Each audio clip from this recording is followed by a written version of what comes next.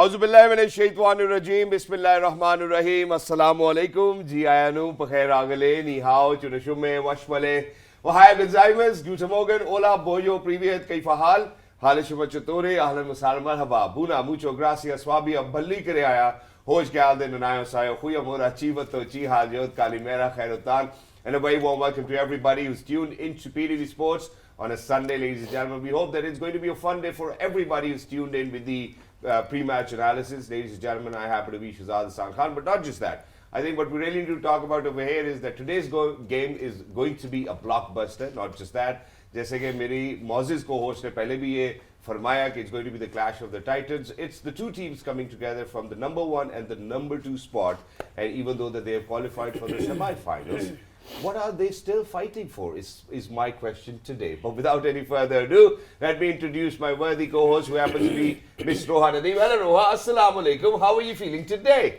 Walaikum assalam. Good morning, Shahzad. Good morning to everyone who is now joining us for this pre-match show on Game On है.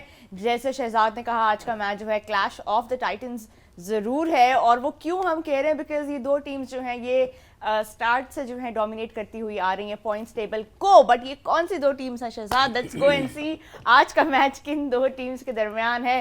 It is going to be one titan taking on the other in this World Cup. It is India up against South Africa at the Eden Gardens, Kolkata. ये match बहुत important होने वाला है. Even though ये दो teams already qualify कर चुकी हैं फॉर द नॉकआउट राउंड, लेकिन आज का विनर जो है वो नंबर 1 स्पॉट पे एंड करेगा at that points table. End of course knockout के अंदर जो है उनका सामना होगा विद द नंबर 4 टीम. तो आज के जीतना बहुत ज़रूरी है. इससे ये डिसाइड होगा कि वो टीम कौन सा सेमीफाइनल खेलेगी और जो लूजिंग टीम है वो किसको फेस करेगी in the knockout games. Of course अभी जो हमारे नंबर 3 और नंबर 4 की टीम्स हैं वो डिसाइड होना बाकी है. But Shahzad, let's move on to the pre-match analysis. A lot for us to talk about today. Exactly, and before we kind of move on, it's going to be a very amazing sort of a contest. So Roha, imagine that both the captains, may it be Bavuma or may it be Rohit Sharma, both of the captains will be thinking whether to bank on their expertise or rather to exploit the expertise of their opponent. Because अगर हम India की बात करते हैं वो chess करना पसंद करते हैं, that's why they are known as chase monsters. अगर हम साउथ अफ्रीका की बात करते हैं they would want to have a target in front of them. But यहाँ पे शहजाद एक और चीज है आज जो बड़ी इंपॉर्टेंट है. It's Virat Kohli's birthday today, so there is going to be a party in that Indian camp. अब वो पार्टी कितनी बड़ी होती है और कितनी ज़्यादा मीनिंग्स होते हैं उस पार्टी में, ये हम मैच के बाद ही देखेंगे.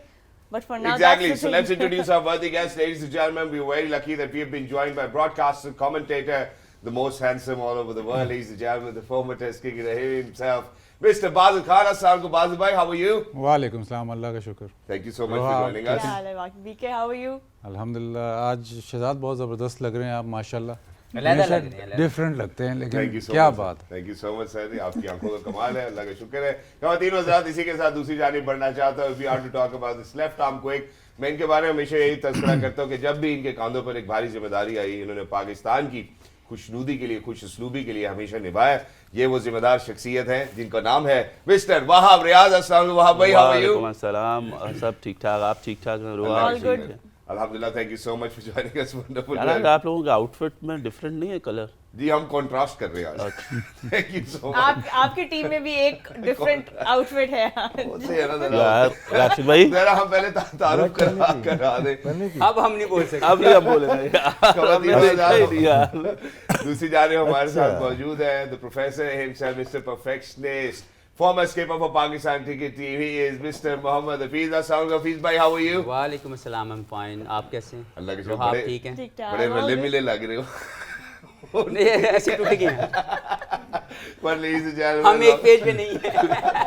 alongside, but हम एक स्टेज पर जरूर हैं. But ladies and gentlemen, alongside him, this is how I would want to say it. ख़वातीन हज़रात, हमारे साथ मौजूद है साबिक़ कप्तान Pakistan cricket team, wicket keeper batter, ये है मिस्टर राशिद लतीफ़. अस्सलाम वालेकुम राशिद भाई. वालेकुम सलाम. राशिद भाई कैसे हैं आप? यार ठीक हूँ. वो काली शर्ट गंदी हो गई थी.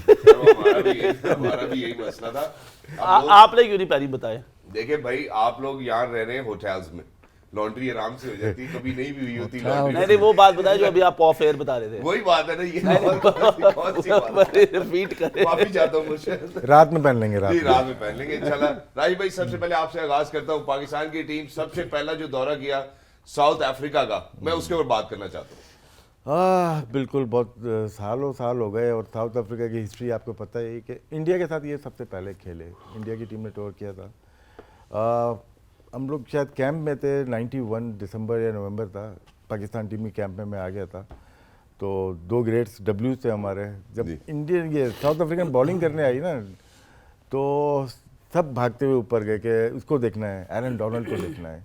वाइट लाइटनिंग बोला जाता था इनको। जब उन्होंने पहला स्पेल किया, 170 शायद चेज करने थे इंडिया को, पहले दूसरे ओवर में उसे 2 आउट कर दिए, रवि शास्त्री एंड मंजरेकर।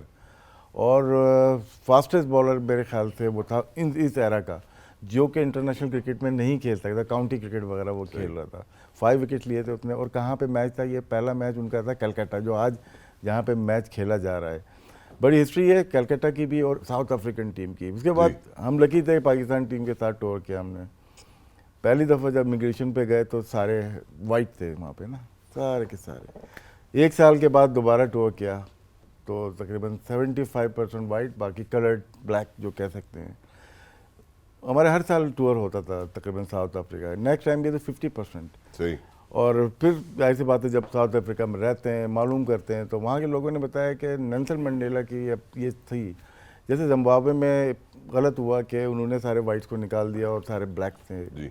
उन्होंने कहा जो वाइट छोड़ेगा साउथ अफ्रीका को, उसको पनिश किया जाएगा। ओके। मतलब कि ये लॉ निकला। और जो हमारे लैंग्वेज है, वो कौमी ज़ुबान, तमाम लैंग्वेजेस हमारी 11 के 12 उनकी लैंग्वेजेस थी, सारी हमारी नेशनल लैंग्वेजेस हैं। तो लेकिन क्या है कि हल्के जब हम 95 में गए ना, तो मोस्टली कलर्ड एंड ब्लैक उसमें काम कर रहे थे। और उसके बाद इंट्रोड्यूस हुआ कोटा सिस्टम हुआ 99 में, गालिबन बादित को सही इल्म होगा, 99 में हुआ। इसमें नोट कीजिएगा कि वाइट प्लेयर जो आता है ना, वो आउटस्टैंडिंग होता है। इस टीम में भी देख लें, बैटिंग ऑर्डर देख लें आप, हर 4 साल पहले के देखें, वो बहुत ज़बरदस्त होते हैं, क्योंकि उनका सिलेक्शन ज़रा सा मुश्किल हो जाता है। वैन डूसन आए या मार्करम आ जाएं या और कोई खेलने आए, बैटिंग करने आए, वो डिफरेंट लगते हैं आपको। या कैलिस का ज़माना हो, हर्षल गिल कलर्ड थे। तो इनमें अगर इनकी पूरी मेरिट पे टीम बने तो वो देखने वाली टीम होनी चाहिए। अब इन्होंने ये कर दिया कि 2 अफ्रीकन ब्लैक होने चाहिए। कैप्टन भी शायद, इसका मुझे इल्म नहीं है, लेकिन पढ़ा था कहीं पे कि ब्लैक कैप्टन होना चाहिए, अफ्रीकन ब्लैक होना चाहिए, जो कि बबूमा है इनके पास। और डोमेस्टिक में भी 6 प्लेयर्स होते हैं, जिसमें से 2 ब्लैक हों, बाकी 2 कलर्ड हों, जिस तरह हर्षल गिब्स हो गया, हाशिम आमला, शमसी हो गए, इस तरह के। इनकी जो हिस्ट्री है क्रिकेट की, वो तो बहुत ही पुरानी है। 18वीं सेंचुरी से 19वीं सेंचुरी में टेस्ट क्रिकेट खेली। मैं ये सोचता हूँ कि इस टीम में एक ही चीज़ है, शायद इनको जो मुश्किलात होती हैं वो सिस्टम के अंदर एक दूसरे के साथ रहना शायद है। लेकिन हम रग्बी देखते हैं, वहाँ पे ये चैम्पियन भी होते हैं और एक साथ खेलते भी हैं। और जिस तरह की परफॉर्मेंसेस इनकी होती हैं, हम ऑस्ट्रेलिया में भी गए, हम समझते थे कि ऑस्ट्रेलिया बेस्ट टीम है, लेकिन जब हम डरबन में खेले या जोबर्ग में खेले या केप टाउन में, ये बहुत ज़बरदस्त नेशन है जो कि इतने सारे कल्चर के साथ रह रही है। ऑस्ट्रेलिया में तो एक ही है, बोजीज हो गए या वाइट हो गए। यहाँ पे जाते तो डिफरेंट कलर हैं, पाकिस्तानी बैकग्राउंड वाले मिलेंगे, गुजराती इंडियंस भी मिलेंगे आपको, वाइट भी मिलेंगे, डच भी मिलेंगे, इंग्लिश भी मिलेंगे, ऑस्ट्रेलियन भी मिलेंगे। तो इस टीम का कल्चर क्रिकेट का वो भी डिफरेंट नज़र आता है आपको और रिफ्लेक्ट करता है। 92 से अब तक खेल रहे हैं, लेकिन एक दफ़ा शायद चैम्पियंस ट्रॉफी ये जीते हैं 98 में। उसके अलावा आईसीसी का कोई इवेंट नहीं जीत सके। उसके अलावा आईसीसी का कोई इवेंट नहीं जीत सके। मैं बाजिद भाई, ये जो स्टोरी अभी राशिद भाई ने सुनाई है, हमारी थोड़ी डोमेस्टिक लीग जैसी लगती है कि 4 सिंधी खेलेंगे, 6 कश्मीरी नहीं, लेकिन खेलेंगे। हम वो ग्रास्प नहीं कर सकते। अगर एक कौम को इतने साल अगर आपने उनको राइट्स नहीं दिए तो उसको कैचअप कैसे कराना है? वो तो और 200 साल लग जाएंगे उनको उस लेवल पे आने में, क्योंकि उनको वो फैसिलिटीज़ नहीं दी गई। ठीक है। तो अगर वो करेक्ट करना है तो आपने कोटा लेके आना है, वरना करेक्ट नहीं हो सकता। अगर आप कहेंगे जी आप मेरिट पे होगा सारा कुछ, तो वो अगले 100 साल तक करेक्ट नहीं होगा। दूसरा जो इन्होंने बताया कि जी वाइट्स जो आता है वो कितना अच्छा होता है, उसमें भी बैकग्राउंड ये है कि वहाँ पे क्रिकेट महंगी स्पोर्ट है, आपको पता ही है। वहाँ पे जो इलीट स्कूल्स हैं वो क्रिकेट खिलाते हैं। पहले तो कलर्ड का भी दाखला, ब्राउन्स का भी दाखला नहीं होता था। हाशिम आमला शायद वो पहले प्लेयर थे जिनका उधर दाखला हुआ और वो क्रिकेट खेल सके। तो उनको भी ये अभी तक ये मतलब कह लें कि उनके लिए फ़ायदा नहीं है, सॉरी थोड़ा वो उनके लिए कह सकते हैं कि गोरों के लिए फ़ायदा ये है कि वाइट्स के लिए फ़ायदा ये है कि उनको भी वो फैसिलिटीज़ 100 साल से मिल रही हैं और वो डेवलप हो रहे हैं उसी तरह। जो ब्लैक जो उनकी कम्युनिटी है वो अभी तक गरीब है। फुटबॉल वहाँ खेली जाती है, फुटबॉल की इनकी टीम देखे तो उसमें गोरा नहीं है सही, क्योंकि वो फुटबॉल खेलते हैं। क्रिकेट की टीम में जो राशिद भाई कह रहे हैं कि जो वाइट्स हैं वो बहुत सुपीरियर, वो इसी वजह से हैं कि फैसिलिटीज़ शुरू से उनको दी गई हैं बनिस्बत के जो लोअर तबका है। तो अभी तक ये टाइम लगेगा, अभी तक वही सिस्टम चल रहा है, थोड़ा इम्प्रूव हो रहा है डे बाय डे। लेकिन वो जो हिस्ट्री, जो 100 साल की हिस्ट्री है, जो राशिद भाई ने फर्स्ट क्लास का बताया, तब सारे वाइट से, जब आप 92 का वर्ल्ड कप आप याद रखें तो उसमें जो टीम आई थी उसमें सारे वाइट थे, बिकॉज क्रिकेटिंग कल्चर उधर बाकी जो रेसेस थी उनमें नहीं था, बिकॉज ऑफ इकोनॉमिक जो उनको गरीब थे, इकोनॉमिक उनकी हालत ठीक नहीं थी, तो वो कैसे क्रिकेट खेलते। तो उसमें ये बड़ा इशू है। हम यहाँ बैठ के कह देते हैं कि जी 4 नहीं होने चाहिए, ज्यादती है, वो ये नहीं खेलना चाहिए, लेकिन वो पे करेक्शन कैसे होगी, ये रिप्रेजेंटेशन कैसे नहीं, रिप्रेजेंटेशन छोड़ें, करेक्शन कैसे होगी कि अगर आप 100 साल से आपको फैसिलिटी नहीं दी गई और अब वो कहते हैं कि जी अब मेरिट पे होगा, तो मेरिट पे तो वो कभी आएंगे नहीं क्योंकि वो 100 साल उनके पास फैसिलिटेशन नहीं मिली, 100 साल पीछे हैं वो, तो और 50 साल उनको लग गए। ये बड़ी इंटरेस्टिंग एक डिबेट है of course, equality versus equity और किस तरह आप वे फॉरवर्ड होगा साउथ अफ्रीकन टीम के लिए। But despite obviously not having one an ICC title, South Africa ने बहुत कॉन्ट्रीब्यूशंस की हैं क्रिकेट के दुनिया में, बहुत सारे ग्रेट्स जिनका नाम अभी राशिद सर ने भी लिया, और उसके अलावा भी बहुत सारे हैं जो अभी तक एक्टिव हैं मुख्तलिफ रोल्स में साउथ अफ्रीकन क्रिकेट के अंदर, not just as players but all over the world हम उनको देखते भी हैं। उनमें डूमिनी का नाम आता है, Jack Kallis, Herschelle Gibbs. But moving on to today's game, of course इस बार ऐसा लग रहा है वहाब के साउथ अफ्रीका थोड़े सा हिस्ट्री बदलने के मूड में ज़रूर है। This time they look more ready than ever to win the World Cup. अब वो बहुत करीब भी आ गए हैं, क्वालिफाई भी कर चुके हैं।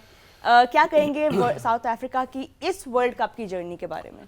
देखिए, मुझे ऐसा लगता है कि जो डोमिनेंस है इनकी इस वर्ल्ड कप में, वो आज से पहले जितने भी वर्ल्ड कप हुए हैं उसमें नहीं थी।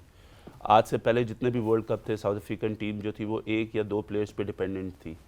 99 में क्लूजनर जो थे उन्होंने सिंगल हैंडेडली इनको लेके गए। उसके बाद से हमने देखा कि 99 के बाद ये AB डिविलियर्स पे बहुत ज़्यादा इन्होंने डिपेंड करना शुरू किया, और वो और फाफ थे जिनके ऊपर ये डिपेंड करते थे, और इन्होंने बहुत अच्छी क्रिकेट खेली और एक जो मार्कअप था वो सेट किया। लेकिन अगर आप इस साउथ अफ्रीकन टीम को देखें और जिस तरीके से इनकी फॉर्म लगी हुई है, और एक से एक अच्छा प्लेयर है, एक से एक इनका मिस्टर डिपेंडेबल है। Quinton de Kock is the prime example कि 400 करके ऑन द टॉप, वेंडरडूजन 200 करके ऑन द टॉप, उसके बाद क्लासन का 100 है, मार्करम का 100 है, मिलर ने लास्ट मैच में एक आउटस्टैंडिंग इनिंग्स खेली है। सो अगर आप कॉम्पोजिशन देखें इनकी टीम की, तो I think the most balance side of the World cup मैं कहूँगा हर लिहाज से, क्योंकि इनके पास ओपनर भी अच्छे हैं, मिडिल ऑर्डर भी अच्छा है, लोअर मिडिल ऑर्डर भी अच्छा है, और उसके बाद जेंसन और वो कॉर्जे की तरह में इनके पास वो बैट्समैन है जो कर सकते हैं। सो ये एक बहुत डिफरेंट ऐसी लग रही है साउथ अफ्रीकन टीम। हाँ, बूमा जो है वो खेलते हैं दूसरों के लिए, लेकिन अभी तक उन्होंने उस तरीके से नहीं किया। लेकिन जिस तरह उन्होंने कहा कि कप्तानी में इतने बड़े नामों को जो उनके अगेंस्ट खेल रहे हैं उनको लेके चलना टीम को, तो आई थिंक उसका क्रेडिट बूमा को जाता है।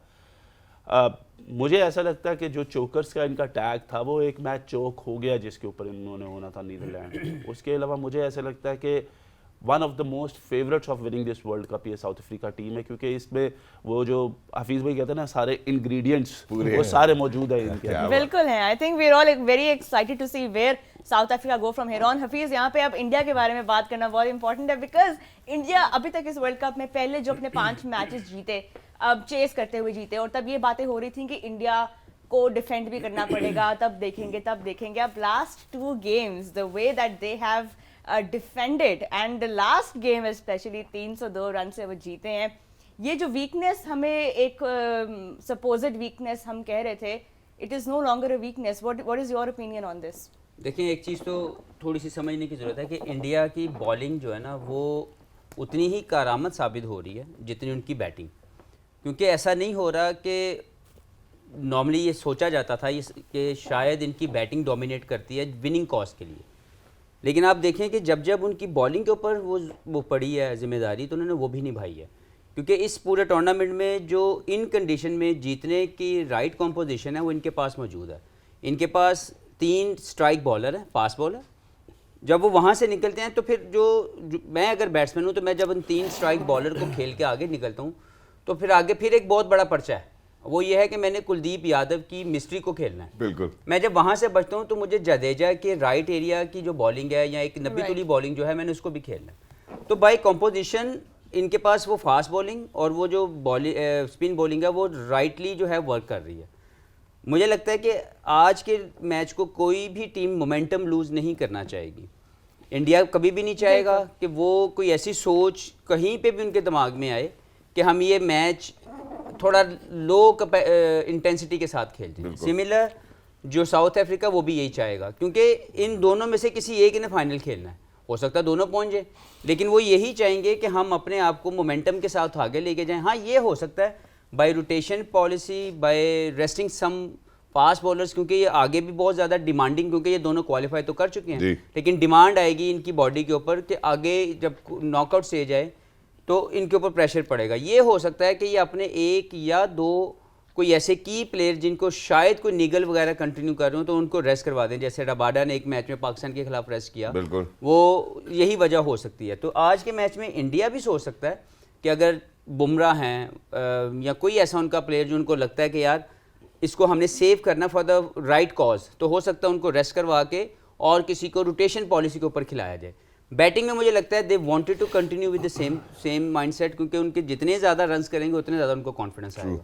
तो आज का मैच है बहुत इंटरेस्टिंग. साउथ अफ्रीका भी एक ऐसी टीम है जो हर खाना टिक कर रही है, और उन्होंने जो पिछले आने वाले आईसीसी इवेंट्स में जो अभी तक बात हुई है, उन्होंने इस मर्तबा अपने आप को आप देखें कि अभी 2 मैच उनके पड़े हुए हैं और वो ऑलरेडी क्वालिफाई कर चुके हैं. तो शायद साउथ अफ्रीका इतनी ज़्यादा कमांडिंग पोजीशन में स्टेज ग्रुप पे कभी भी नहीं खेला जितना ये खेल रहा है. और ये नज़र आ रहा है इनकी टीम के अंदर कि this time they want to play for a cause, and that cause is obviously to win the championship. The World Cup glory. Well, let's look at the head-to-head between these two teams. क्योंकि जितनी ये game on field है उतनी ही mentally भी है, specially for a team like south Africa जो pressure में ज़रूर नज़र आते हैं अगेंस्ट एन ऑपोजिशन जिनके खिलाफ उनका रिकॉर्ड रिसेंटली अच्छा नहीं होता. लेकिन इस हेड-टू-हेड में अगर हम वर्ल्ड कप में देखें जी, 3 matches Rashid sir south Africa जीती हैं, 2 इंडिया.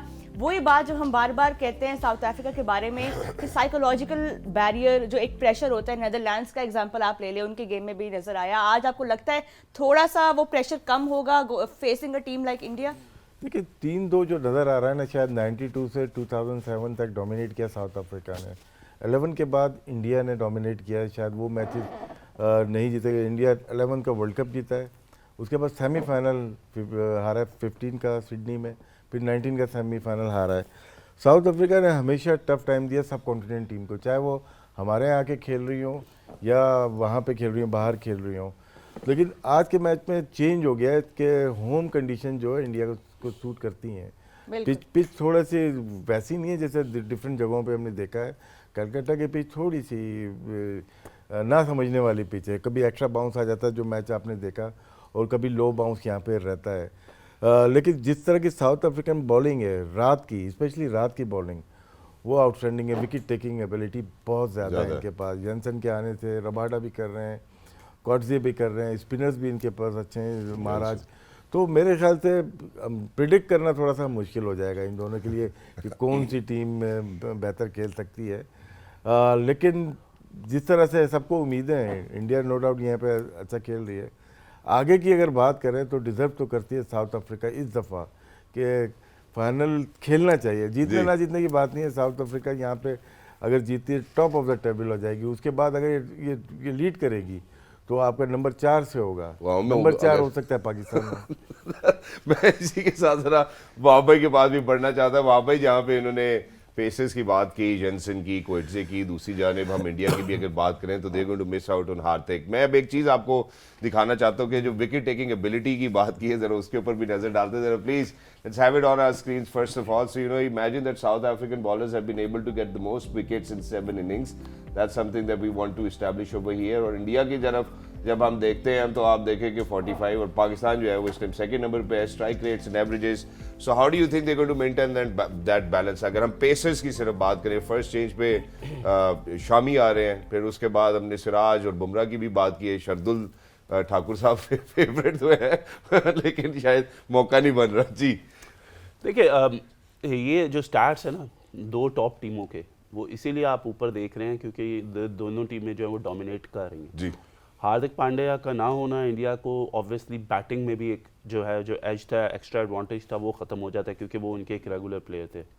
तो ये देखना पड़ेगा कि बैटिंग आज किसकी डोमिनेंट है, क्योंकि अगर आप पहले बैटिंग करें तो आपको 300 प्लस रन्स करने हैं, और अगर आप चेज भी कर रहे हैं तो आप ये एक्सपेक्ट करें कि आपको 300 रन्स करने हैं। सही। सो वो जो मार्जिन ऑफ एरर है ना, वो अब आएगा बैटिंग के ऊपर कि बैटिंग किस तरह डोमिनेंट करती है। अगर मैं इंडिया की बैटिंग लाइनअप को कंपेयर करूं साउथ अफ्रीका की बैटिंग लाइनअप को, तो साउथ अफ्रीका की बैटिंग लाइनअप में ज़्यादा डेप्थ है। डेप्थ तो बिल्कुल है, लेकिन यहाँ पे दूसरी तरफ जिस तरह की बॉलिंग हो रही है, हम अभी ब्रेक पे जाते हैं, but when we come back from the break यही से कंटिन्यू करेंगे कि South Africa batting in the depth, of course उनके पास वो नाम है जो बड़ा स्कोर, जिस तरह मिलर को हमने देखा, क्लासन की फॉर्म हम देख सकते हैं, but on the flip side India की जो बॉलिंग है डेप्थ में, it is also impenetrable. So let's go on a break, when we come back we will discuss more on this match. So कहीं मत जाइएगा, गेम ऑन है।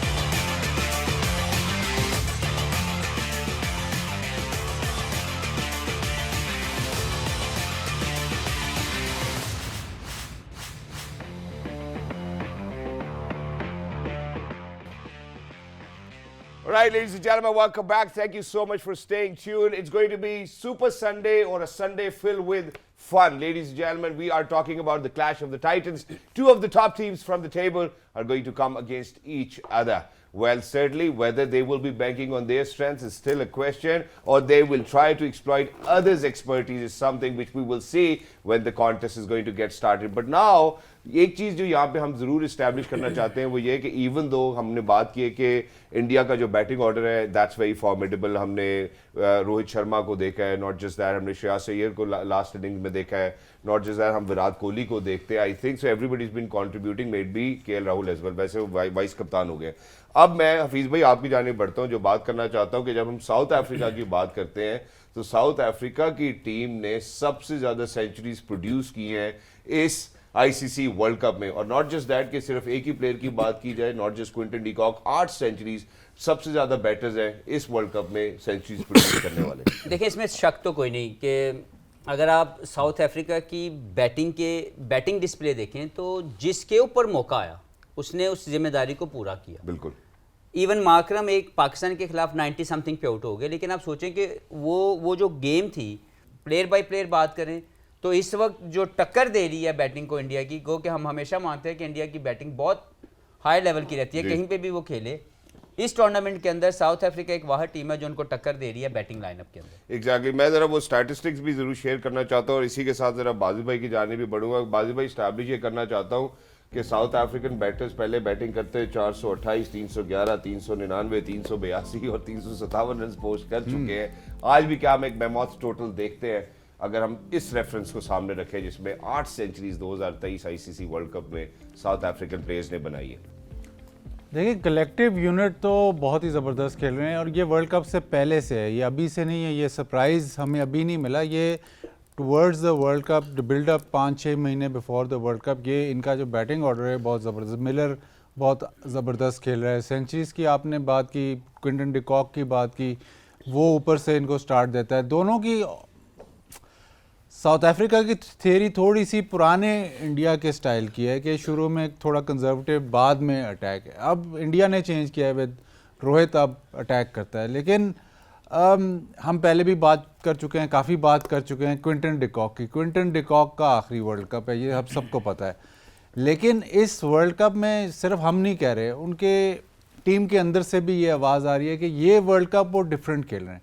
Quinton de Kock हमेशा से एक तो रिलक्टेंट कप्तान रहे हैं, प्लेयर भी काफ़ी अरसे से रिलक्टेंट है, मतलब वो ज़्यादा बात नहीं करते, मैच प्रैक्टिस भी सुना है कि नहीं करते, सही बहुत कम प्रैक्टिस करते हैं, आके मैच ही खेलते हैं। जैसे हमारा ही है ना, तो आप बहुत कीन है, आप रोज़ आके रिसर्च ये वो, वहाब जो है वो टैलेंटेड है, वो आते हैं नहीं आते, रिसर्च करते हैं नहीं करते, वो अलग बात है। या प्रोग्राम के बीच में पूछ लिया किसी से, किसी और से बात कर ली, वो मतलब वो टैलेंट और है। क्विंटन डिकॉक भी इसी तरह का है उसको, लेकिन इस वर्ल्ड कप में सबको ये लग रहा है कि इसमें डिटर्मिनेशन इसकी और है। टीम मीटिंग्स में भी ज़्यादा कंट्रीब्यूट कर रहा है जो पहले नहीं करता था। डिसीजन मेकिंग में भी थोड़ा ज़्यादा, एक्सप्रेसिव कभी भी नहीं है लेकिन थोड़ा ज़्यादा इन्वॉल्व्ड है।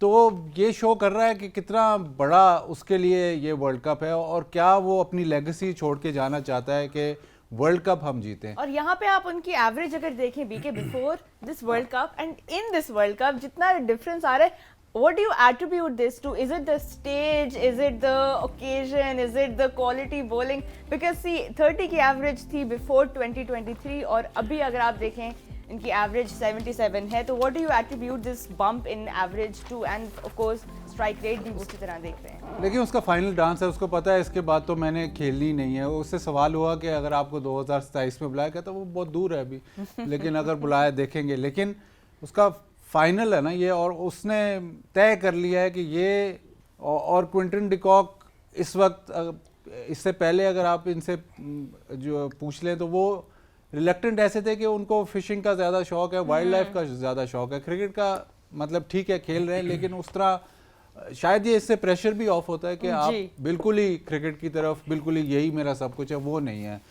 But the fact that a player like him, so talented, और मतलब इतना क्लास का प्लेयर है, वो इतना डिटर्मिन्ड हुआ है। वो कहते हैं ना कि टैलेंट तो होता है, लेकिन जो बहुत टैलेंटेड होते हैं फिर उसमें थोड़ा हार्डवर्क, क्योंकि चीज़ें आसान हो जाती, हार्डवर्क कम हो जाता है। लेकिन इस पर्टिकुलर टूर्नामेंट में Quinton de Kock from the outside and from inside the team, खबर यही है कि he is playing very differently. और शायद फोकस उनको शायद इन्होंने ये मार्क किया हुआ था टूर्नामेंट, ये मेरा आखिरी टूर्नामेंट है और इसमें ऐसा करना है कि मेरी लेगेसी सेट होके जाए। बिल्कुल, ये ज़बरदस्त आपने, it's a very interesting observation because for some players it comes naturally to them, especially playing at this stage.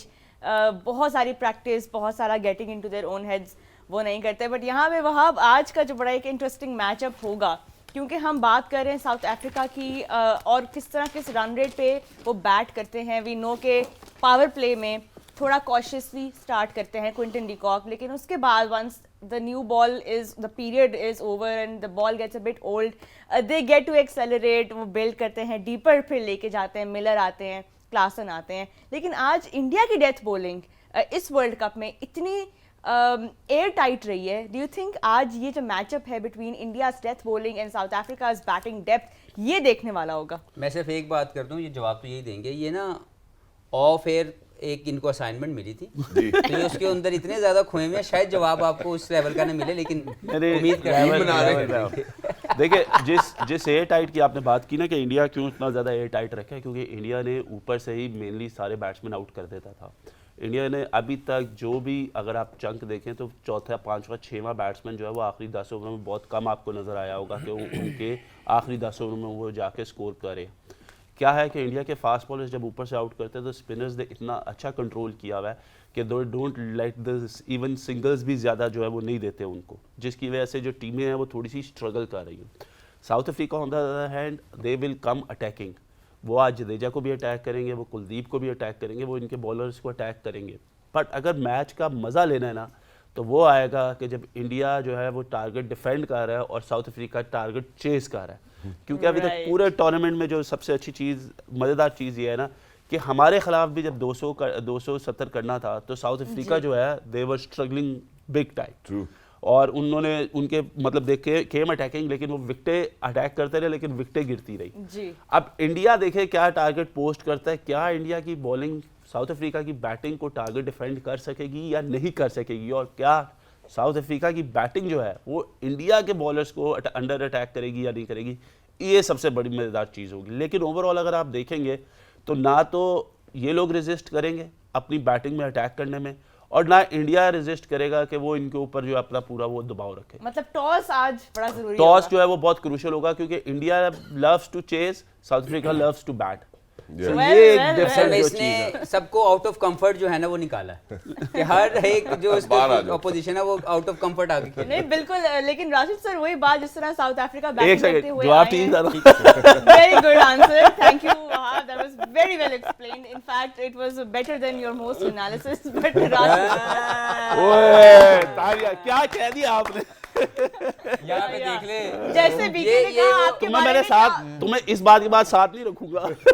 नहीं, आई एम जस्ट सेइंग जिस तरह बीके ने आपके बारे में कहा अब कि इस- क्यूडीके की तरह ज्यादा प्रैक्टिस नहीं करते, बस अब इसका आगे ये बैठे। पता नहीं इसने तारीफ की है या क्या किया नहीं इसने ये- जो किया मुझे तो पता लग गया और I'm sure कि बाकी को मेरा ख्याल है आगे चलते हैं, मुझे भी देखिए, पता आप चल मेरे- गया आगे चले। आप मेरे टीममेट को डिस्टर्ब ना करें, हम राशिद भाई की जानी पड़ते हैं। जी रो रन रेट साउथ अफ्रीका का अभी तक सब टीम्स में सबसे बेहतरीन जा रहा है, डिस्पाइट द फैक्ट कि वो पावर प्ले में अपना टाइम लेके खेलते हैं। आज क्या स्ट्रैटेजी होगी?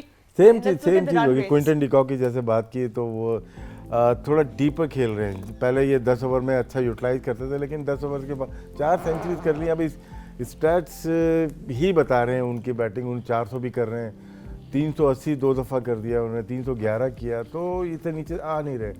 और बाकी टीम को देखते हैं मैं अपनी टीम को देखना चाहता हूँ। 24 मैचेस में देखिए बहुत फ़र्क है, लेकिन यहाँ पे ये सिर्फ पावर प्लेयर का नहीं है, पूरे मैचेस का है मेरे ख्याल से ये ना। ये जी सर, ODI सबका है। 2023 में जितने भी खेले तो इनका तो बहुत ही तकरीबन 350 रन तो बना रहे हैं ये तकरीबन हर मैच में ये 350 रन के माइंड से जा रहे हैं, जो स्ट्रेट बता रहे हैं इनके।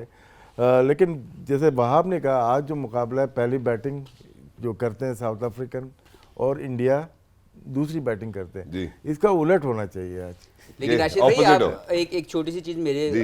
गुजरी थी आंखों से कि साउथ अफ्रीका ने अपनी फर्स्ट बैटिंग के लास्ट 7 इनिंग्सों में 350 रन किए हैं। जी जी जी तो मैं ये दोबारा देखना चाहता हूँ कि अगर आज भी वो बैटिंग पहले करें 350 रन करें और और इंडिया दें मौका फिर मॉन्स्टर्स Chase monsters चेजिंग को। को कि यार आओ आके इसको करके दिखाओ। तो लेकिन मजा जो आए। एक्सपीरियंस वाइज देखें ना, जो अगर हम कंपेयर करें बैटिंग की, तो साउथ अफ्रीका के नंबर 1 से लेके नंबर 6 मिलर तक सबने स्कोर किया है।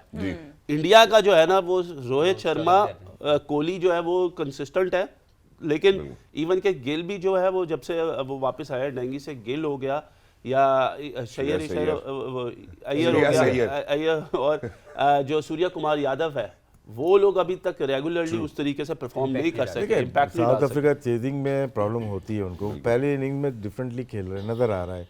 इंडिया का ये है कि 2 से 3 प्लेयर हैं वो जिम्मेदारी ले लेते हैं, जैसे विराट कोहली है या रोहित है या बीच में शेरज अय्यर, ये ऐसे प्लेयर्स हैं जो कि डीप खेलते हैं, आखिर तक जाते हैं खेलने। ये यूनिक स्टाइल है खेलने का, जो कि पहली इनिंग्स में भी अच्छा खेल सकते हैं और होम ग्राउंड है दूसरी इनिंग में।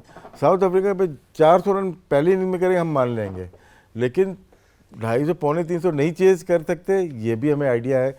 स्पेशली जो मैच था इनका अगेंस्ट पाकिस्तान था, सबके खिलाफ कितना अच्छा खेले, और हम लोग जीते जीते हार गए। वो दोबारा याद आ जाता है, खेली 46 ओवर में हारिस क्या का वो करना। लेग बिफोर याद आया था, वरना जीत गए थे। तो अच्छी बॉलिंग जो विद इन द स्टंप्स कर रहे थे, चेजिंग में इनको प्रॉब्लम हुई है, 2 दफ़ा प्रॉब्लम हुई है। तो ये मे भी आगे भी, आज भी आगे भी सेम प्रॉब्लम। पहली इनिंग का इनको तो पता है, इनका टेम्पलेट सबको पता है किस तरह से ये खेलते हैं। तो मेरे ख्याल से जिस तरह से बात हो रही है, इसकी बात की थी सूर्य कुमार यादव, उनका रन करना बहुत ज़रूरी है, क्योंकि अब हार्दिक पांड्या है नहीं इनके पास। हार्दिक पांड्या नहीं है तो उनका परफॉर्म करना बहुत ज़रूरी है। बिल्कुल, यहाँ पे बस पांड्या को ऑफ कोर्स इंडिया ज़रूर मिस करेंगे, लेकिन राहुल द्रविड़ का भी यही कहना है कि जब पांड्या नहीं भी रहे लास्ट 2-3 मैचेस में, उनके बगैर भी टीम का बैलेंस जो है वो ठीक नज़र आ रहा है, उनके नज़दीक दे आर डूइंग फाइन। लेकिन अभी हमने मजीद बात करनी है टीम इंडिया पे, how will they face this dominant south African side, इस सब के ऊपर बात करेंगे। ब्रेक के बाद कहीं मत जाइएगा, गेम ऑन है।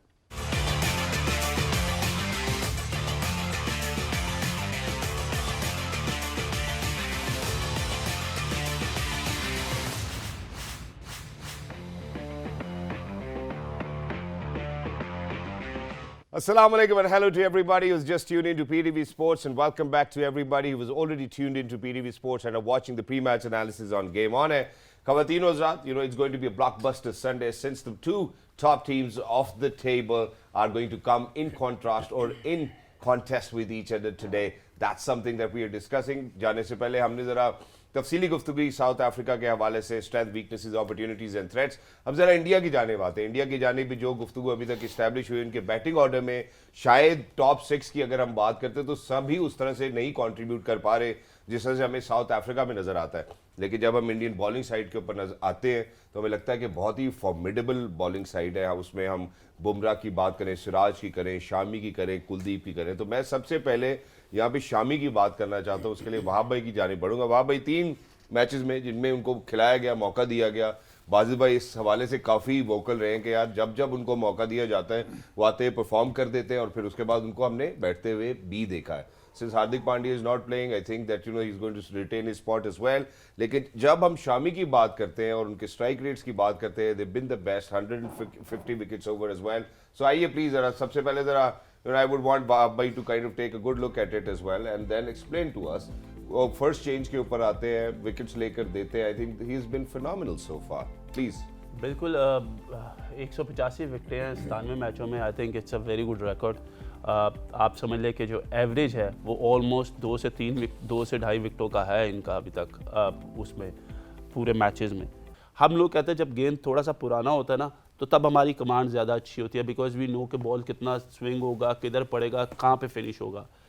इनके पास इतना कंट्रोल है नए बॉल से और सेमी न्यू बॉल से कि अगर इनका बॉल सीम और स्विंग होता है so he has that command knowing कि मुझे लाइन कहाँ से शुरू करनी है, मुझे फेरा बॉल फिनिश कहाँ पे होगा, कहाँ पे मैंने बैट्समैन को आगे लेके आना है, कहाँ पे मैं उसको बीट कर सकता हूँ।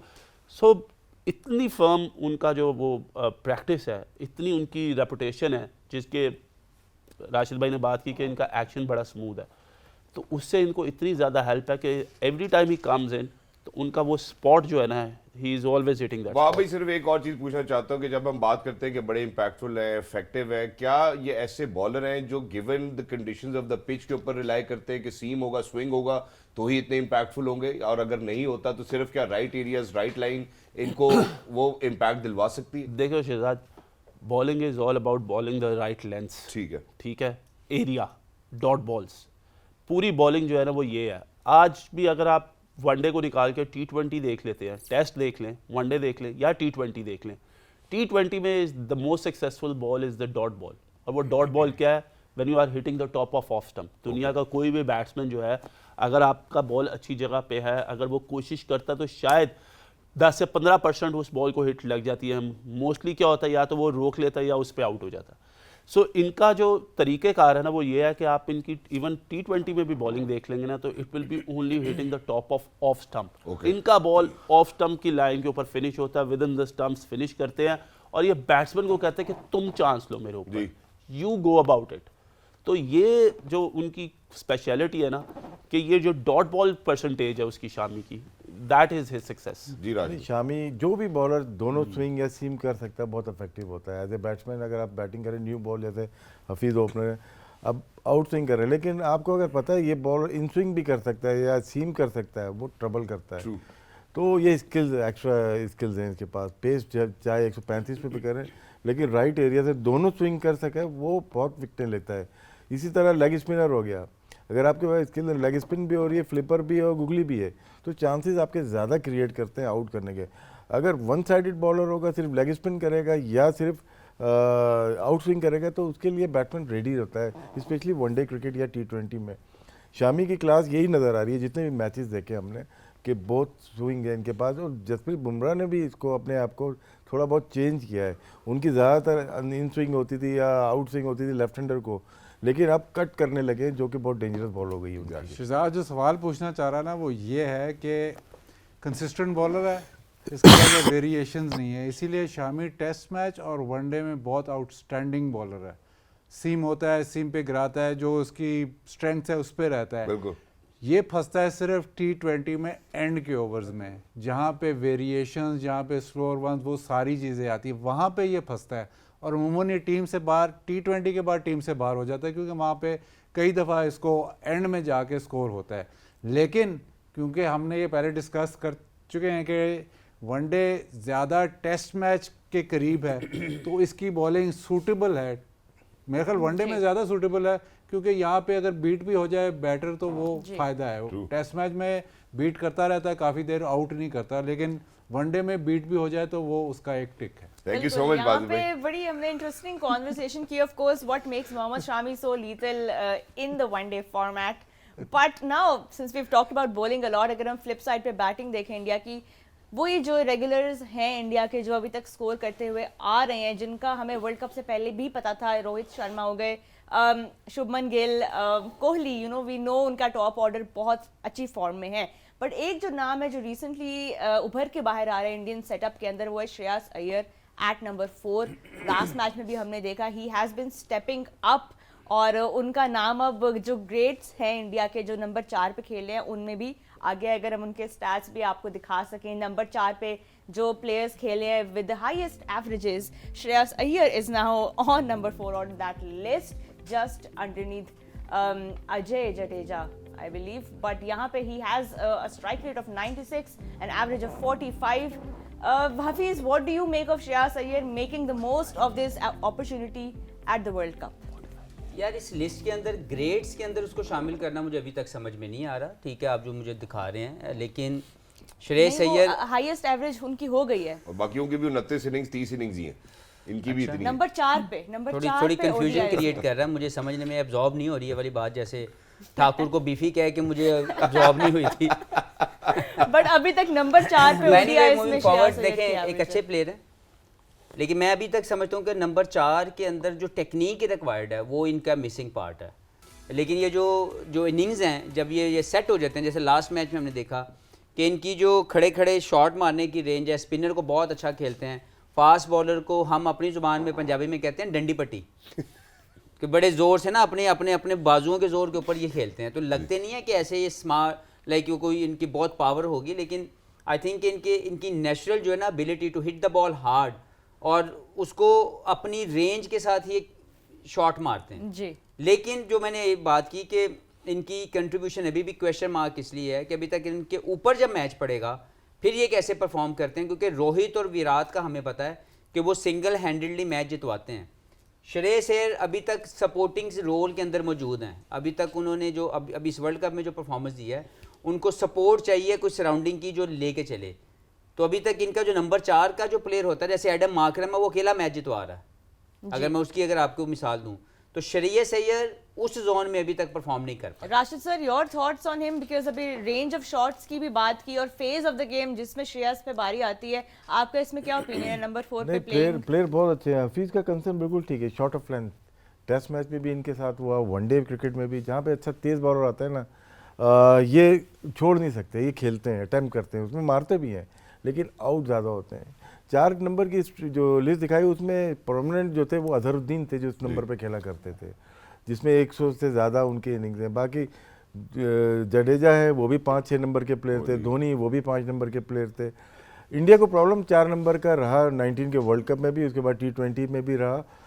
अभी इसलिए हल हो गया है कि लोकल मैचेज हालांकि होस्ट कर रहे हैं यहाँ पे ना इंडियन पिचेस के ऊपर, कंडीशन के ऊपर, क्योंकि इंग्लैंड में भी ये हो रहा था विराट कोहली 3-4 खेलेंगे, वहाँ पे एक डिबेट थी इस बात पे जी।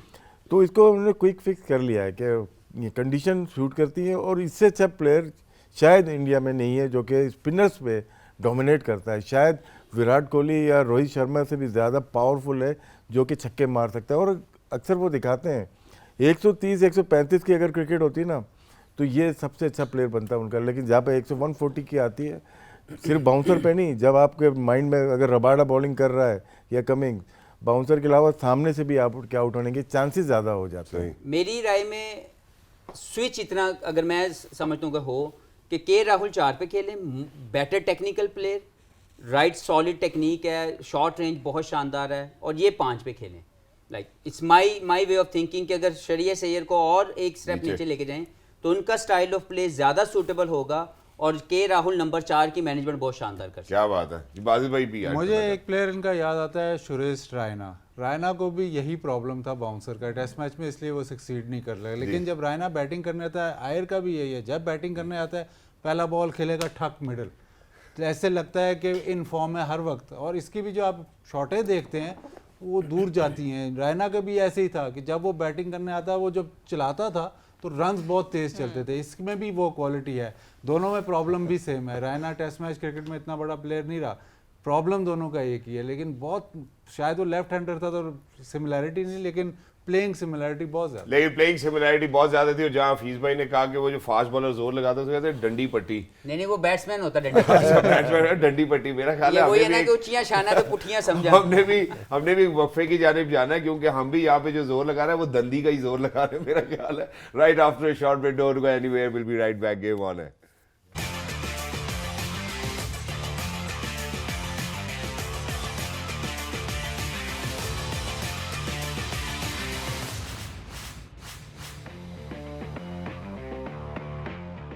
राइट, पिच के ऊपर बात कर रहे हैं हम। ऑफ कोर्स साउथ अफ्रीका की हमने स्ट्रेंथ्स के ऊपर बात की, बट हफीज अगर आज फिर से बेवुमा टॉस जीतते हैं, बैट फर्स्ट करते हैं, इंडिया की बॉलिंग के पास जो कि अभी इतनी इनफॉर्म आ रही है, उनको नहीं फ़र्क पड़ा वो पहले बॉलिंग कर रहे हैं या वो बाद में बॉलिंग कर रहे हैं, किस टोटल के अंडर आपको लगता है साउथ अफ्रीका को रिस्ट्रिक्ट कर सकता है the likes of Bumrah, Shami, Siraj end of course Kuldeep?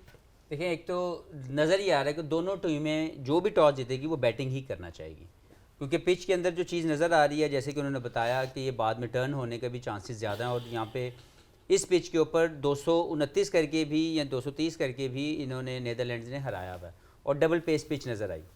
अगर उतनी डबल पेस ना भी हो तो लुक लाइक कि bat first is the best option. तो दोनों टीमें फॉर श्योर आज इंडिया भी ये चाहेगा कि वो बैटिंग फर्स्ट करे। लेकिन मैं ज़्यादा तौर पर चाहता हूँ चैलेंज होते हुए कंफर्ट जोन को, वो यही है कि कंफर्ट जोन में रह के कौन जीतता है।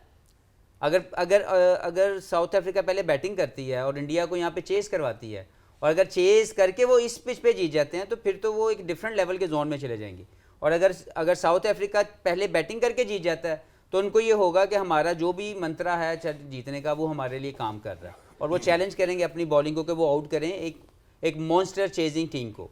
मुझे ज़्यादा तौर पर लगता है कि मैं चाहता हूँ कि साउथ अफ्रीका टॉस जीते, मेरी अपनी ख्वाहिश है या सोच है कि वो जीते और वो अपने कंफर्ट जोन में रह के यहाँ पे अगर वो 270-80 रन कर देते हैं तो फिर चैलेंज करे इंडियन टीम इंडिया को। मैं इसके साथ ही बात को जोड़ता हूँ, आपने बड़ी अच्छी आइडियोलॉजी दी है कि आप वो कंफर्ट जोन के अंदर ही रहकर जो है वो आगे प्रोग्रेस करें। राशिद भाई, यहाँ पे nothing is on the line for both the teams, दोनों टीमें जो है वो नॉकआउट स्टेज के लिए क्वालिफाई कर चुकी हैं। क्या ये अच्छा नहीं होगा कि जो उनकी कंफर्ट जोन नहीं है वो वहां पर बैंक करें आज अपनी एक्सपर्टीज? वो आप एक्सपेरिमेंट वहाँ करते हैं जब आपके पिच का आपको पता है, यहाँ पे रन होते हैं, चेस भी हो सकते हैं। यहाँ पे अमूमन चेस नहीं होते। और जो हमने देखा था बांग्लादेश शायद नीदरलैंड से खेल रही थी, उसमें थोड़ा सा ऑकवर्ड बाउंस होता है, एक मैनेज हो जाता है। बैट्समैन को पता है यार यहाँ पे ये बाउंस आएगा, मैं मैनेज कर जाऊँगा। लेकिन जब बाउंस एक्स्ट्रा आ जाता है ना तो वहाँ पे चेजिंग मुश्किल हो जाती है। अब ये देखना है कि वही पिच है ये, लेकिन बाउंस क्या वही रखा हुआ है या हो सकता है, क्योंकि यहाँ पे एक टेस्ट मैच हुआ था बांग्लादेश से, पहला डे नाइट मैच हुआ था इनका, उसमें नज़र नहीं आई बॉल, मतलब पिंक बॉल होती है, नज़र आने की बात ये कि सरों पे बहुत लगी थी बॉल। तो उसके बाद से मैचेस शायद यहाँ पे कम होना शुरू हो गए। तो वनडे हुए हैं लेकिन इतने ज़्यादा नहीं हुए। यहाँ पे रात में बैटिंग जैसे बताया उन्हें काफ़ी मुश्किल नज़र आ रही है, और यही वजह है कि अब शिफ्ट कर गए अहमदाबाद पे शिफ्ट कर गए। पहले ये 1 लाख से ज़्यादा का स्टेडियम था, लेकिन शायद कोई सरफेस में प्रॉब्लम है जिसकी वजह से मैचेस कम हुए हैं। Right, Wahab, what do you make of the surface in Eden gardens? देखिए, हमने जितने मैचेस देखे उसमें यही देखा कि अभी जो लास्ट मैच का पाकिस्तान ने भी खेला अपने ईडन गार्डन्स पे जो बांग्लादेश के अगेंस्ट था, उसमें उन्होंने काफ़ी जो है वो मतलब असिस्टेंस मिली उन्हें पहले बॉलिंग करके विकेट से। सो अब ये देखना पड़ेगा कि विकेट जो है वो कैसे बिहेव करता है, और ऑब्वियसली बैटिंग फर्स्ट जो है वो जीते, लेकिन हम लोगों ने काफ़ी अच्छी बॉलिंग उस मैच में की है। ये अब डिपेंड करेगा कि टॉस जीत के बैट्समैन क्या ऑप्ट करते हैं। क्या इंडिया टॉस जीत के पहले बैटिंग करता है? क्योंकि मुझे ऐसा लगता है कि क्योंकि साउथ अफ्रीका अगर टॉस जीतता है तो वो तो पहले बैटिंग करने ही जाएगा, because that is a comfort zone. उनका बहुत क्लियर है कि put the runs on the board and put the other team under pressure. तो इंडिया की जो बैटिंग लाइनअप है वो भी अभी तक 300 प्लस का टारगेट उन्होंने चेज नहीं किया, या 300 तक का टारगेट चेज नहीं किया। सो थोड़ा सा देखना पड़ेगा कि विकेट का बिहेव कैसा है, क्योंकि अभी जो लग रहा था थोड़ी सी नमी तो लग रही थी।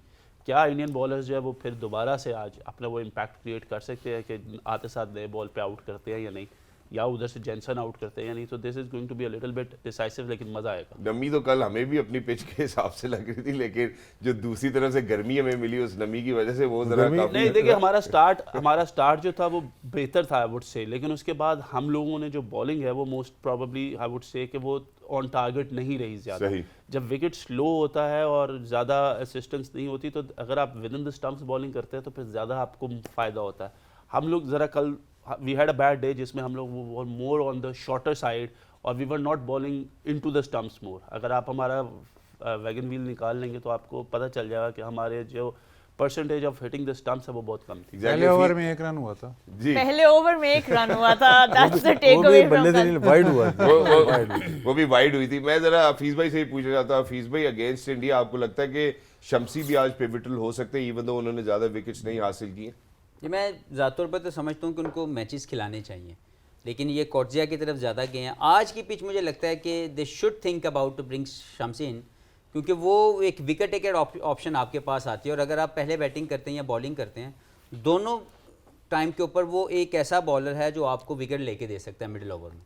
तो यहाँ पे इतना ज़्यादा पेस नज़र नहीं आ रहा कि जो 4 सीमर के साथ आप जाएं, तो ये एक ऑप्शन है जो कंसिडरेबल होनी चाहिए in the south African camp. Right. अच्छा, यहाँ पे मैं दोनों टीम्स के बैलेंस के ऊपर काफ़ी कंपैरिजंस किए हैं और दोनों टीम्स के बैटर्स भी इनफॉर्म है, बॉलर्स भी इनफॉर्म है। परहैप्स एक एरिया हफीज़ जहाँ पे दोनों टीम्स में डिफरेंस नज़र आ रहा है वो ये है कि उनके कैप्टन्स की फॉर्म कैसी जा रही है इस वर्ल्ड कप में। हम हर मैच से पहले ये बात करते हैं, एक और चांस है for Bavuma to really go and play that big innings, जो although साउथ अफ्रीका की बैटिंग में वो लैकिंग इतनी नजर नहीं आ रही, बट फिर भी it would be nice to have the captain score runs. ये ज़रूरी होना चाहिए। देखें वो कप्तान अच्छे हैं, ये हमने देखा है, और वो लीडर भी अच्छे साबित हो रहे हैं, क्योंकि देखें जो साउथ अफ्रीकन का बैकग्राउंड आपको पता लगा, जो पहले बात की राशिद भाई ने, मैं भी बहुत मरतबा गया साउथ अफ्रीका, ये इश्यूज़ हैं वहाँ पे, लेकिन अगर एक ऐसा बंदा जो सबकी बॉन्डिंग को इकट्ठा करके रखता है तो दैट इज़ ऑल्सो इम्पॉर्टेंट। तो बवुमा के अंदर वो लीडरशिप क्वालिटी है, क्योंकि इनको बनाया गया था जब डी कॉक ने छोड़ा था, और डी कॉक ये चीज़ें अच्छी तरह मैनेज नहीं कर पा रहे थे, ये सारा जो सिनेरियो जो उनके पॉलिटिकल सिनेरियोज बीच में आते हैं।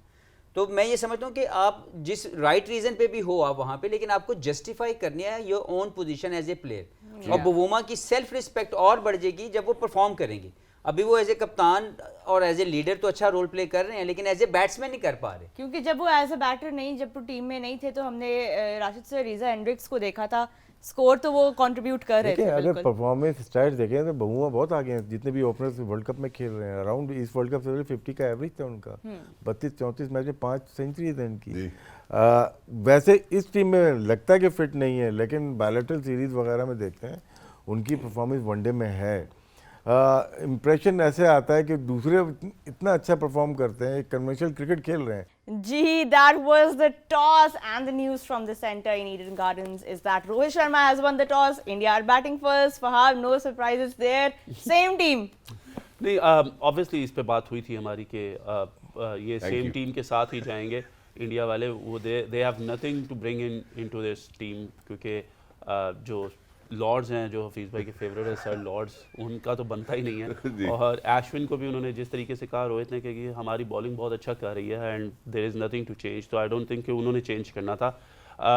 विकेट को देखते हुए साउथ अफ्रीका ने एक चेंज ज़रूर किया कि तब्रेज़ शम्सी जो है उनको वो लेकर आए हैं, और थोड़ा सरप्राइजिंग डिसीजन है रोहित का कि क्या कहते हैं टॉस जीत के पहले बैटिंग कर रहा है। अब इसका जो डिसीजन सरप्राइजिंग मैं क्यों कह रहा हूँ, क्योंकि India loves to chase. Is this the way to put them under pressure, और it is a time कि वो थोड़ा सा अपनी बैटिंग अपनी बॉलिंग को टेस्ट करना चाह रहे हैं कि क्या वो लोग डिफेंड कर सकते हैं या नहीं। और is it because both the teams will certainly be handling that pressure as well? मैं बाजिद भाई की जानिब बढ़ना चाहता हूँ। बाजिद भाई, रोहित का ये फैसला कर रहा है कि हम पहले बैटिंग करेंगे, is it because of the pitch conditions or is it that they want to try on their strengths? मुझे लगता है कि जो स्टैट्स और पिच कह रहा है कि बैटिंग फर्स्ट बेटर ऑप्शन है, तो शायद उसकी वजह से भी गया है। प्लस मेरा नहीं ख्याल कि इंडिया को इतना ज़्यादा फ़र्क पड़ता है कि वो बैटिंग पहले करे या बैटिंग सेकंड करे। साउथ अफ्रीका को स्टार्क डिफरेंस है ना, आप देखते हैं उनकी बैटिंग फर्स्ट और फिर बैटिंग सेकंड तो डिफरेंट टीम्स लगती हैं।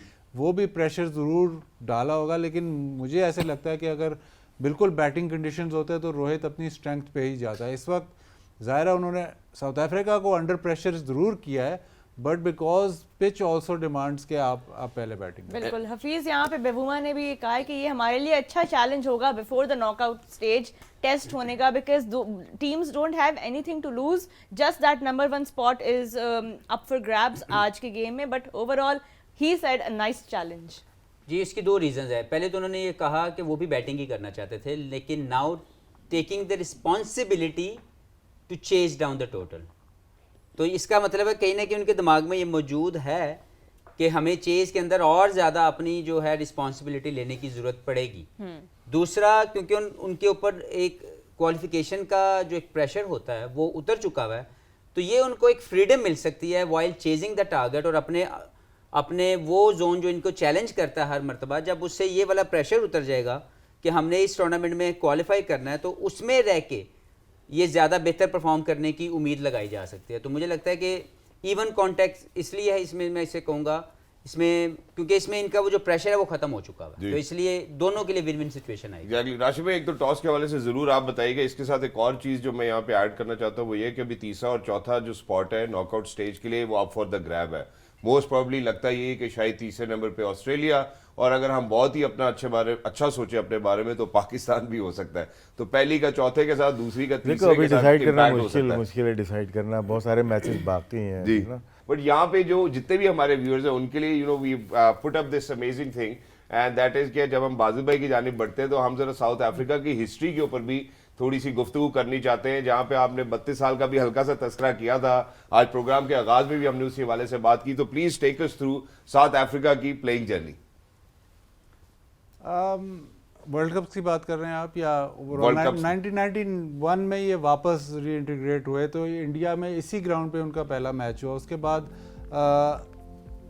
उस टीम में काफ़ी players end of their career थे। जो वर्ल्ड कप की जो हिस्ट्री है ना वो बहुत इंटरेस्टिंग है।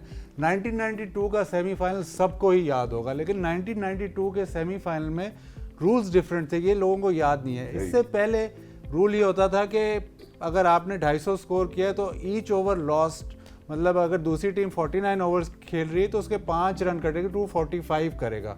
वो रूल क्योंकि ज़्यादा फ़ायदेमंद वो बैटिंग सेकंड को था, तो वो रूल ये चेंज हो गया। इसमें अब ये रूल आया कि जो बैटिंग सेकंड है, अगर फॉर इंस्टेंस एक टीम ने 150 स्कोर किया है और उसके 20 ओवर बारिश की नज़र हो गए हैं, तो 20 ओवर वो कटेंगे जो पहली बैटिंग में जिसने सबसे कम स्कोर किया। मतलब अगर उन्होंने 20 ओवर मेडन किए ना तो वो कटेंगे। इसमें अब आपको एग्जांपल देता हूँ, पाकिस्तान का मैच, पाकिस्तान ने 73 किया, ऑल आउट हो गए। तो जब मैच दोबारा, बारिश हो गई, 3 घंटे मैच नहीं शुरू, जब मैच दोबारा शुरू होने लगा तो 15 ओवर का उस टाइम होता था कि 15 ओवर होगा तो मैच कंसिडर होगा। पाकिस्तान इंग्लैंड को करना था 62 या 3, पाकिस्तान ने 73 किया था, इंग्लैंड को 15 ओवर में 62 या 63 किया था, क्योंकि बाकी सारे ओवर पाकिस्तान मेडन कर गया था। अब जो 92 का वर्ल्ड कप है उसमें आखिरी 5 ओवर में साउथ अफ्रीका को 47 चाहिए, बारिश हो जाती है। अब वो वापस आते हैं तो इनको चाहिए है 22-13 बॉलों में, सही। फिर थोड़ा सा रिकैलकुलेट होता है, फिर होता है 22-7 बॉलों में, फिर रिकैलकुलेट होता है, फिर 22-1 बॉल पे। तो वहां से फिर वो वर्ल्ड कप, 10 मिनट का गैप बारिश का आया था, और वहां से वर्ल्ड कप आते। इसकी फिर वजह से आते हैं जी recalculate हुआ। 1999 तो सबको ही पता है, वो आखिरी बॉल रन आउट, वो क्लूजर के 2 चौके, वो सारे। फिर आते हैं जी 2003 में, साउथ अफ्रीका हिस्ट्री देखें, 2003 में डीएलएस पे ये बाहर होते हैं। बाहर कैसे होते हैं? इनके पास शीट आती है कि पार स्कोर इतना है, ये उस पार स्कोर के मुताबिक उस तक पहुंच जाते हैं और आखिरी बॉल रोक लेते हैं। पार स्कोर विनिंग स्कोर नहीं था, वो टाई हो गया मैच, वो आगे नहीं जा सके। वो 1 रन वो बना सकते थे, वो विनिंग स्कोर नहीं था, वो टाई हो गया, वो राउंड में आगे नहीं जा सके। फिर आते हैं जी 2015 में सेमीफाइनल, ये तो अब रिसेंट है। एक लड़का जो साउथ अफ्रीका में उसने क्रिकेट शुरू की, साउथ अफ्रीका अंडर 19 खेलता है जी, वहां पे साउथ अफ्रीका में इसको मौका नहीं मिलता, वो चला जाता है, सॉरी वो चला जाता है न्यूजीलैंड। सेमीफाइनल होता है, उससे पहले एबर्ट खेल रहे होते हैं कंसिस्टेंटली, फ्लैंडर फिट होता है, फ्लैंडर वो बड़ी कंट्रोवर्सी होती है कि एबर्ट ने इतनी अच्छी बॉलिंग करी, वो कोटा सिस्टम, तो फ्लैंडर खेलते हैं वो मैच। खैर डेल स्टेन को आखिरी ओवर में सबको पता है छक्का मारता है, और वो प्लेयर्स जिनके साथ वो अंडर 19 खेल रहा था और फिर उसको मौका नहीं मिला, वो न्यूजीलैंड को मैच जिताता है इतने बड़े लेवल पे, और इतना बड़ा हार्ट ब्रेक होता है साउथ अफ्रीका। तो साउथ अफ्रीका की ये जर्नी है ना, इसमें वर्ल्ड कप्स में बहुत बड़े बड़े हार्ट ब्रेक है। तो शायद 2023 में 2023 में हो सकता है कि नॉन इसको कंट्रोवर्शियल चीज के थ्रू, बट इस बार उन्होंने थ्रू आउट जितनी कन्विंसिंग क्रिकेट खेली है, they have not left their fate up to margins, numbers, all of that. They have been qualified abhi already, and through and through convincing cricket खेली है South Africa ने. Exactly, which is why आज फिर से एक दफा आप सबसे रिक्वेस्ट करूंगा, whoever out of you four wants to go and kind of explain about the playing level. So let's do a feast by and Wahab bhai today. Please quickly, we short a time as well. Coach thank you. India की अगर batting की बात करें तो obviously ये दो big pillar हैं, Virat and Rohit, लेकिन मैं ज़ात तौर पर चाहूँगा कि राहुल अच्छा परफॉर्म करें, सही, क्योंकि ये कंडीशन उनको सूट करती हैं, स्पिनर को बहुत अच्छा खेलते हैं, स्वीप शॉट हमने देखा है इनका बहुत शानदार है। तो मेरी ज़ाती तौर पर ये होगा कि अगर ये वाला एक बॉक्स अभी तक बड़ी परफॉर्मेंस नहीं दे सका तो ये ज़रूर करे। बाकी अगर इनकी बॉलिंग है तो बॉलिंग के लिए अपना जी कोच देखिए कोच इनके है वो इनके ये जो 3 फास्ट बॉलर हैं, शामी, बुमराह और सिराज, ये तो अच्छा कर रहे हैं। सिराज इज अंडर प्रेशर, पिछले मैच में ज़रा इन्होंने बॉलिंग बेहतर की है, but I would love to see कि कुलदीप यादव और जडेजा आज इनका क्या इम्पैक्ट होगा इस विकेट के ऊपर, क्योंकि यू कैन एक्सपेक्ट कि यहाँ पर ड्यू होगी, प्लस साउथ अफ्रीकन बैट्समैन जो है वो किस तरीके से खेलते हैं इन स्पिनर्स को, because they gonna attack them. तो आज जो है मुझे लगता है कि इंडियन स्पिनर्स का जो है ना वो बाकायदा तौर पर आप कुलदीप पे ऐसे उंगली रख ले, जी बस हो गया। Alright, moving on to South Africa. South Africa की जानिब बढ़ते हैं जी। स्ट्रॉन्ग पिलर डीकॉक और मार्करम। मैं इसलिए ये कह रहा हूँ कि इन कंडीशंस के अंदर ये दो बहुत अच्छा खेल सकते हैं। डूसन बहुत शानदार प्लेयर हैं, बारी लेते हैं, रोटेशन बहुत स्ट्रॉन्ग है, लेकिन अगर डीकॉक इनको वही फाउंडेशन देते हैं जो अब तक देते आ रहे हैं तो उनके लिए मार्करम और जो क्लासन का रोल और मिलर का रोल है ये बहुत ज़्यादा अहम हो जाता है। लेकिन आज क्योंकि ये चेस कर रहे हैं तो चेस करने में जो एबिलिटी डीकॉक की फाउंडेशन और एक्सेलरेशन है वो बहुत इंपॉर्टेंट है, और मार्करम को हमने देख लिया है कि जब चेजिंग की बारी आती है तो ये जो कंट्रोल कर रहे हैं बहुत शानदार। डाउन दी ऑर्डर जेंसन, वहां तक बारी ना ही आई तो बेहतर नहीं लेकिन कर सकते हैं। He is a proper allrounder. जी देखिए जैनसन नया बॉल स्पेशलिस्ट, 12 आउट किए हुए हैं, तो मुझे लगता है कि आज नए बॉल पे इनका रोल बहुत इंपॉर्टेंट है, क्योंकि इनको कहीं ना कहीं ऊपर से 1 से 2 विकेटें लेके देनी पड़ेंगी अगर साउथ अफ्रीका चाहता है कि इंडिया को एक अच्छे टारगेट पे रिस्ट्रिक्ट करे। मैच जो आज होगा शम्सी का, काफ़ी बात हुई हमारी शम्सी के ऊपर, लेकिन मुझे ऐसा लगता है कि इंडियन जो बैट्समैन है वो स्पिनर्स को बहुत अच्छा खेलते हैं, तो मराज और शम्सी जो हैं आज इनका भी टेस्ट है। तो बेसिकली दोनों मैच मुझे ऐसा लगता है कि इस मैच में जो टीम जिसके स्पिनर्स अच्छा करेंगे वो टीम जो है उसके chances. Thank you so much. Thank you, gentlemen, for walking us through the playing 11s. Just the one change today for South Africa. India going with the same team. अब time हो गया है जी J Dot question of the day का, क्योंकि आज bowlers की इतनी बात हो रही है और आज तबरेज शम्सी भी he is also in the mix. तो आज का सवाल है जी, who will take the most wickets in today's match? That is J Dot question of the day. दिए हुए फोन नंबर पे अपने आंसर्स जो हैं वो हमें ज़रूर भेजें। और do we have time to ask our guests के क्या पूछ लेते हैं जब टाइम होगा तो हम क्योंकि चले हेल्प तो हमें रोज जाएंगे। करवानी जी होती सर, है। हमारे मौजूद व्यूअर्स की हेल्प फरमाइएगा please. Quickly one name, Wickets कौन लेगा ज़्यादा? रबाडा। रबाडा। होए होए होए होए होए मैं कुलदीप कर देता हूँ। तीन के तीन बंदों ने यही। ओए होए होए। चेंज अच्छा जी, अभी ये कर दें, फिर अगर ये बात रबादा से गुजर गई है जी तो फिर मैं फिर जाऊंगा बुमराह की तरफ। बुमराह जी। वाह भाई, यार आज सज्जे बड़े हैं तो शामी का चांस कम है, मैं जाऊंगा महाराज पे। ओके महाराज जी। बाजी भाई कुलदीप। लिख दिया सर, हो गया किसने- हो गया, पहले किसने- लिख दिया, मैंने लिख दिया पहले। ये आंसर। अच्छा ठीक है, ये answer. Alright, thank you so much gentleman. Thank you, gentlemen.